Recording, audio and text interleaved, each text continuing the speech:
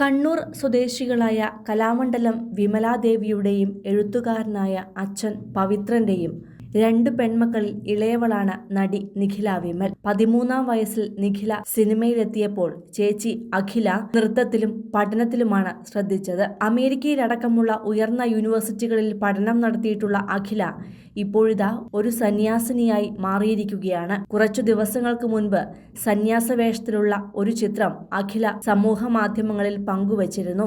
അഖില എന്തുകൊണ്ട് ഇത്തരമൊരു ചിത്രം പങ്കുവച്ചു എന്ന സോഷ്യൽ മീഡിയയുടെ അന്വേഷണം ഇപ്പോൾ എത്തി നിൽക്കുന്നത് അഖിലയുടെ ഗുരുവായ അഭിനവ ബാലാനന്ദ ഭൈരവയുടെ ഫേസ്ബുക്ക് കുറിപ്പിലാണ്.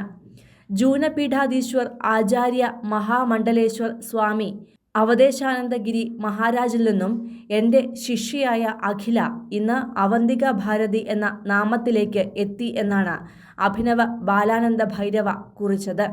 അഭിനവ പങ്കുവച്ച ഗുരുവിനൊപ്പമുള്ള ചിത്രത്തിൽ സന്യാസവേഷത്തിൽ കാവി തലപ്പാവ് ധരിച്ചിരിക്കുന്ന അഖിലയെയും കാണാം. ചിത്രത്തിലുള്ളത് സിനിമാ താരം നിഖില വിമലിന്റെ സഹോദരിയല്ലേ എന്ന് നിരവധി പേർ കമന്റുകൾ ചെയ്യുന്നുമുണ്ട്.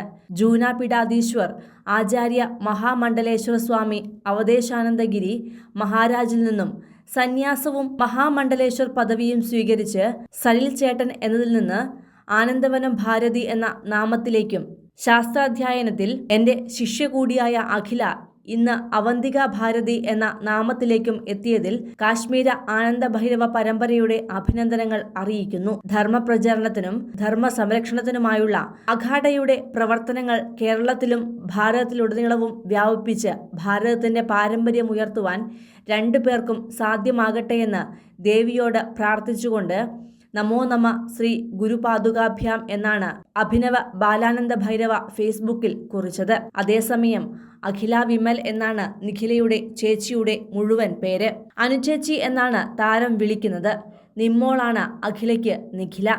ഇനി ജീവിത സാഹചര്യങ്ങളിൽ നിന്നാണ് പലതിനെയും നേരിടാനുള്ള കഴിവ് നേടിയതെന്നും എന്തിനും കൂട്ടായി കരുത്തായി തൻ്റെ സഹോദരി ഉണ്ടെന്നും നിഖില മുൻപ് പറഞ്ഞിട്ടുണ്ട്. US-ൽ ഉപരിപഠനം നടത്തിയ അഖില മികച്ച ഡാൻസർ കൂടിയാണ്.